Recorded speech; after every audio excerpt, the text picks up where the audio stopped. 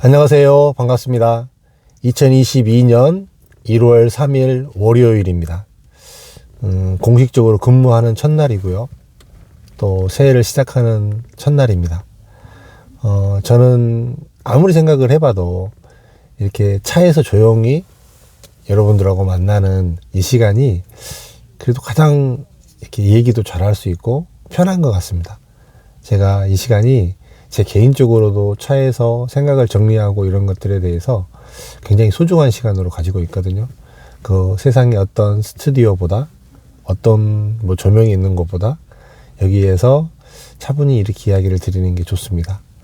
오늘은 이제 2022년이 돼서 이제 첫 번째 이렇게 정상적으로 영상을 찍는 거잖아요. 올해 지식산업센터가 어떻게 될까에 대해서 한번 해볼게요. 굉장히 조심스러운 이야기도 하고 굉장히 주제 넘는 이야기일 수도 있습니다. 이제 저는 그래요. 이거를 2022년도에 지식산업센터가 어떻게 될까? 더 올라갈 것이다. 더 떨어질 것이다. 어떤 문제점이 생길 것이다. 저는 그런 부분에 대해서 사실 이렇게 쉽게 판단해 내기는 분명히 쉽지 않다고 봅니다. 저는 올해 1973년생이니까 올해 50 됐습니다. 50이 됐는데 제가 살면서 가장 크게 느낀 거는 뭐냐면 이걸 어떤 거를 딱 결정짓고 내 생각의 방향을 어느 한 방향이라고 결정짓고 생각하는 것 자체가 굉장히 위험한 생각이라는 생각을 요즘에는 참 많이 합니다.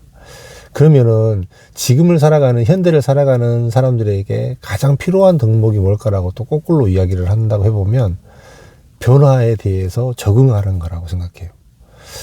부동산 시장이 시시각각으로 굉장히 많이 변합니다. 지식산업센터가 여러분들 보시기 아시겠지만 이렇게 갑자기 전혀 한 번도 이런 시장이 생길 거라고 예상해서 생기지 않았거든요. 전혀 의외의 상황으로 인해서 지식산업센터가 굉장히 많이 저변이 넓어졌고 이제는 정말 일반 사람들까지도 다 지식산업센터가 부동산의 한 부분이라는 것을 인식을 하고 있는 시장이 되었습니다. 그러면 이거에 대해서 이제 가장 현명한 대처 방법과 가장 현명한 투자 방법은 뭐냐면 지금 시장을 면밀하게 잘 보고 시장의 흐름을 보고 그때 그 시장에 맞춰가서 반응하고 대응하는 방식이 가장 좋다고 봐요. 이거를 물론 예상을 해서 내년에는 올라가니까 더 사야 되겠다. 내년에는 떨어지니까 더 사야 되겠다. 이제 이거를 단기적인 이런 시각으로 일반적인 사람들이 판단해 내기가 쉽지 않잖아요. 근데 대한민국에서 봤을 때는요, 이제 큰 그림으로 좀 보면 좋을 것 같습니다. 저는 그래요. 이제 돈을 지금 당장 벌어야 되는 거하고 만약에 돈이 5년 후에 버는 거하고 돈이 내 인생에 어디에 있든지 간에 있다라고 생각을 했을 때는 버는 거는 큰 차이가 없거든요. 근데 지금 부동산을 투자를 하고 지식산업센터를 투자하는 사람들에서 나타나는 가장 큰 오류는 뭐냐면 지금 당장 벌어야 된다는 겁니다. 지금 당장 수익을 내야 되고 지금 당장 어떤 굉장히 돈을 빨리 불려야 된다라는 이게 지금 전체적인 투자자들의 모든 심리들이 그거에 대해서 굉장히 큰 오류를 보이고 있다라는 생각이 저는 들어요.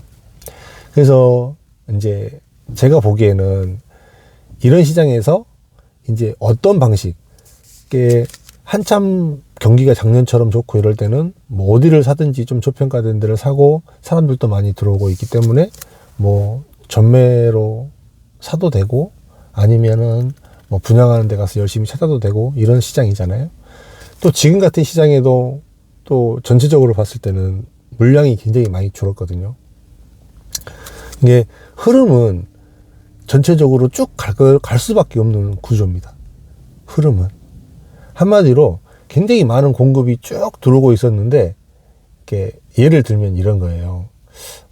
만약에 아이스크림을 하나를 파는데 그 아이스크림이 되게 사람들이 잘 사가는 거예요. 그래서 저걸 만들어서 팔아야 되겠다라는 사람들이 늘어나는 거죠. 근데 만들어서 파는 사람들이 많이 늘어나니까 파는 데가 너무 많아서 다 안 팔리는 거예요. 그래서 만드는 사람들이 조금씩 줄어가고 있다라는 이런 느낌도 좀 있어요.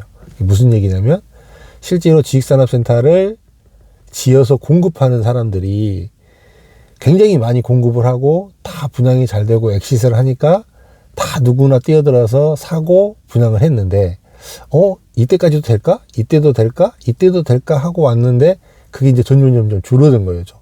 그런 분위기로 봤을 때 전체적으로 공급이 많이 줄었습니다. 특히 수도권은 지금 현재 신규로 오픈되는 것들도 굉장히 많이 줄었고, 또 이런 부분들이 이제 상대적으로 나타나는 거는 이 모습이 지방으로 내려갔죠. 이제 지방에서는 이제 서울의 뭐 2년, 3년 전의 모습이 지방에서 나타나고 있는 모습들로 나타나고 있습니다. 실제로 굉장히, 그러니까 2년, 3년, 제가 2년, 3년 전에 그때 지방에서 지식산업센터를 한번 해보려고 하는데 이게 사업 검토가 되겠느냐, 안 되겠느냐, 이런 부지들이 되게 많았거든요. 요거 지식산업센터를 지으면 되겠냐, 안 되겠냐 물어봤던 부지들. 그 부지들이 2년, 3년 후에 돼서 지금에서야 사업을 가고 있더라고요. 분양을 하고 있고. 그 중간에는 쉽게 얘기하면 사업에 대한 사업성이 없었기 때문에 분양에 대한 어떤 리스크들이 너무 많았기 때문에 사업을 갈 수가 없는 거죠. 돈을 빌려줘서 짓는 사람 입장에서는 지을 수가 없는 거죠. 돈을 빌려줄 수가 없는 거죠. 근데 지금은 그런 모습들이 굉장히 많이 저변이 넓어지다 보니까 그럼 여기도 될 수도 있겠다라고 돈을 빌려주는 사람들이 생각을 하는 거잖아요. 그래서 실제로도 분양이 되고 있고, 그런 것들이 2년이 지난 지금 다 분양이 되고 있고, 지방에서 지금 최근에 나타나고 있는 현상들이 그런 현상들 때문에 나타나고 있는 겁니다. 상대적으로 이제 수도권 쪽은 이제 너무 많이 됐기 때문에 지금도 되겠어 하다가 사는 사람들이 굉장히 주춤주춤 하고 있는 이런 모습들로 인해서 공급이 생각보다 줄어가고 있는 이런 현상이거든요. 이제 조금 말이 왔다 갔다 하고 있는데요. 그 결론은 뭐냐면, 어떻게 됐든지 간에 지금 현재 부동산이라는 것 자체가 이 자산 가격이 현재 어떤 모습이 됐든 간에 떨어질 수가 없는 구조란 말이에요. 그잖아요. 분양을 할 때 처음에 지식산업센터를 땅을 사서 건물을 짓고 분양을 했어요. 그때는 파는 사람은 사업을 시행하는 사람이잖아요. 네. 만약에 여러분들이 분양을 받았어요. 그때 되면 이제 모든 주체가 시행사에서 개인한테 다 넘어가요. 이제 개인한테 넘어가면 어떤 문제가 생기나요? 개인한테 넘어가면 굉장히 많은 불특정 다수가 생기잖아요. 이 개인들은 절대로 자기가 가지고 있는 금액보다 싸게는 팔지를 않습니다. 이게 절대로 떨어질 수 없는 원리입니다. 떨어질 수 없는 원리. 그 다음에 토지를 파는 사람 입장에서는 저기가 이만큼에 팔았으니까 나는 이거보다 더 받아야 돼라는 개념이 딱 박혀 있기 때문에 파는 사람, 분양받는 사람들로 인해서 절대로 부동산 가격이 떨어질 수 있는 구도가 안 돼요. 이게 어떤 대외적인 변수로 인해서 이제 이게 인위적인 조정이죠. 쉽게 얘기하면. 그렇게 되면 이제 떨어질 수 있는데 그렇지 않고는 떨어질 수가 없다라는 거죠. 근데 이런 부분으로 인해서 이제 전체적으로 지식산업센터가 가고 있습니다. 근데 여기서 제가 이제 늘 이야기했던 거는 뭐냐면, 그래도 지식산업센터는 일반 개인이 사는 물건이 아니기 때문에 기업이 살 수 있는 곳, 기업이 선택할 수 있는 곳, 기업이 움직이는 곳, 이런 곳을 선택을 해서 사면 진짜로 괜찮다라고 얘기를 하는 거예요. 저는 지식산업센터를 투자하지 말라는 이야기는 정말 아니었습니다. 근데 지식산업센터를 투자를 할 때 이런 기업체의 움직임, 기업이 실제로 있을 만한 곳, 이런 쪽으로 가서 사면 문제가 없다라고 늘 이야기를 드렸어요. 그러니까 제 이야기를 듣고 사실은 분양을 받았던 분들은 정말 실수하지 않았죠. 실수하지 않았고, 한마디로 어떤 식으로든지 간에 가장 좋은 물건을 그 시절에는 선택할 수 있는 그런 환경적인 요인은 제가 이야기를 해드렸죠. 그런 개념이라고 봤을 때 2022년도에 지식산업센터 시장은 갑니다. 떨어지지 않아요. 가긴 가는데, 이제 어디가 되든지가 가기는 가는데, 갈수록 개인이 분양받는 개인이 짊어져야 될, 부담돼야 될 리스크들은 갈수록 늘어나고 있습니다. 그 부분이 이제 쉽게 판단해내기는 물론 어렵겠지만, 그 부분이 이제 공실도 길어질 수가 있겠고, 수익률도 떨어질 것 같고, 이제 이런 부분들이 계속적으로 분양받는 사람들에게 계속 전가가 되고 있죠. 분양도 잘 되고 가격도 계속 올라갑니다. 단 개인이 분양받은 사람이 이제 눈높이도 좀 낮춰야 되고, 2년 3년 전에 들어왔던 분들보다는 훨씬 더 이렇게 더 수익적인 부분, 그 다음에 시세 차익적인 부분들이 많이 눈높이가 내려가 있는 이런 구조라고 봐야 됩니다.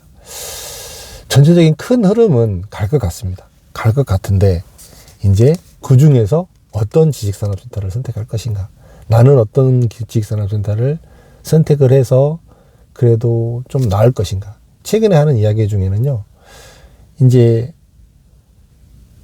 지식산업센터에서 아파트형 공장으로 회귀했던 것처럼 지식산업센터가 원래 수익형 부동산으로서 여러분들이 굉장히 관심을 많이 가졌거든요. 수익형, 한 달에 매달 얼마씩 나올 수 있는 이런 구도. 근데 이게 어느 때가 되니까 한 달에 얼마씩 나오는 것보다 이게 가격이 올라간다, 가치 상승으로 봐야 된다라고 이야기를 하거든요. 그러면 저는 여기서 다시 수익이 나오는 물건을 찾으면 이 모든 게 해결이 되는 거예요. 수익이 나오는 물건, 매달 이자를 내고도 나한테 그래도 얼마라도 떨어질 수 있는 그런 물건을 사는 게 가장 좋은 방법입니다. 가장 좋은 리스크를 줄이는 방법이고요. 그게 가능할 곳, 그게 검증될 만한 곳들을 선택을 하면 실수하지 않을 거예요. 여기에 이제 작년 한 해를 지나면서 이제 연말을 지나면서 또 대략적으로 여러분들에게 해드리고 싶은 이야기고요. 참 그래도 요즘에 투자를 하러 이렇게 들어오시는 분들을 보면 되게 현명하신 분들이 많아요. 현명하시고 참 그들끼리 이렇게 스터디하시고 임장 다니시고 하시는 걸 보면 이렇게 자기 자산을 늘려가는 거 이런 거에 대해서 굉장히 열심히 사시는 분들이 많습니다. 근데도 불구하고 또 어떤 분위기에 이렇게 편승하지 마시고요. 그런 투자자들 중에서도 또 자기가 엑시트하고 나가기 위해서 굉장히 바람 잡는 사람들이 있거든요. 그런 부분들은 조금 경계해야 됩니다.